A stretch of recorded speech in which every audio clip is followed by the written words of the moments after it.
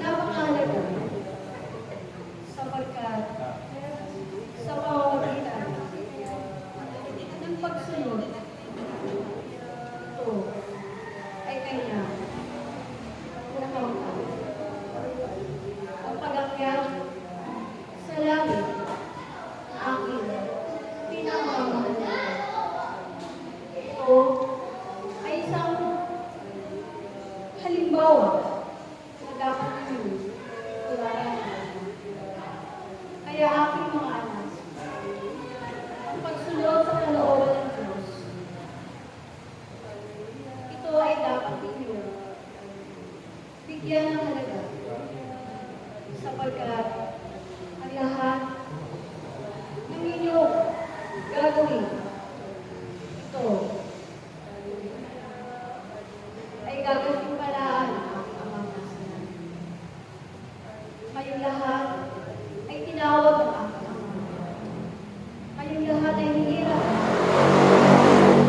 Kaya naman, kayong lahat ay matutong sumunod na may pag-ibig at kababaan ko. Katulad ng aking mahal. Ito ay kanyang buong puso ipinagkatiwala ang kanyang buhay para sa kaligtasan ng sarili. Kaya aking mga anak, kayo lahat ay magpatuloy sa mga gampanin na itinakdaan ng aking Ama para sa inyo.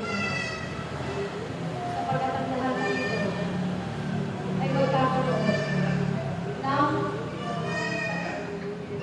gantimpala para sa inyo. Kaya aking mga anak, magpatuloy lamang kayo. At huwag kayong hihinto sa inyong pagsunod sa kalooban. Marami pa kayo pagdadaanan, mga pagsubok, katulad ng dinanas ng aking mahal na ina. Subalit ito ay kanyang napagtagumpay. Kaya aking mga anak, huwag kayong mag-alala sapagkat ako na inyong Panginoong Yesus at ang aking mahal na ina ay lagi nila kasama sa lahat ng inyong mga gawain. Pagpatuloy niyo lamang ang mga gawain na itinakdaan ng aking Ama sa bawat isa sa inyo. Kaya aking mga anak, kayong lahat ay mag-alala sapagkat kayong lahat ay tinawag at hinirang ng aking Ama. At kayong lahat ay tinawag din ng aking mahal na ina at binigyan ng kanya-kanyang gampanin.